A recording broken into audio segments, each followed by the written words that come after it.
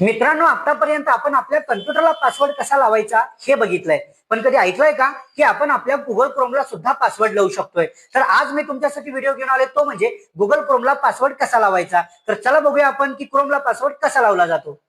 तर त्यासाठी सगळ्यात पहिला आपल्याला गुगल क्रोम ओपन करायचं आहे आणि गुगल क्रोम वरती जाऊन आपल्याला टाईप करायचं आहे सेट पासवर्ड एक्सटेन्शन.